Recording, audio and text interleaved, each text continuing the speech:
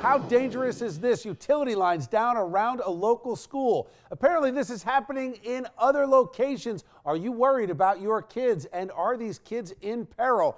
Big question is, who is responsible? Nate Rogers has the full story. Nate, what do you got? Built right behind me is Public School 123 here in Queens. And as you can see, about 20 feet from the school, what appears to be an abandoned telephone cable still connected to the utility pole. Let's take a jog about 50 feet from the school. Even more telephone cable, this time looped around and around and around, still connected to the utility pole, but this time within arm's reach.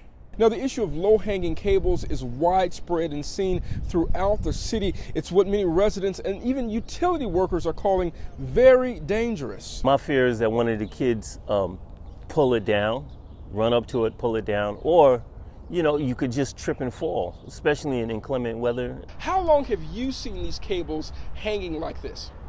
I lived here about a year, and they've been here since I moved in. Just like this, the same state within arm's reach? Yeah, I duck to get it underneath them every time I come back from work. Now, yesterday we called City Council member Adrian Adams to report the issue. Within hours, a crew arrived on scene to clip some of the cables.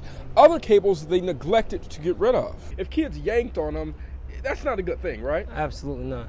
Any line you see down, if you could tell your child, you have a child yourself, any line you see down, just make pretend it's a live wire, because it could be. So here are the million-dollar questions. How does this happen, and who's responsible? The cable company will come, they'll put the new cable line in, but they won't remove the old one.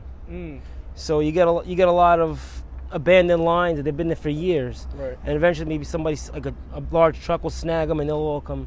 Somebody has to hold them responsible. I think it's the city or the city council or, you know, the mayor's office. Now, the city says it's almost never a quick fix. Once they're notified about the low-hanging cables, then they have to investigate to figure out who the service provider is.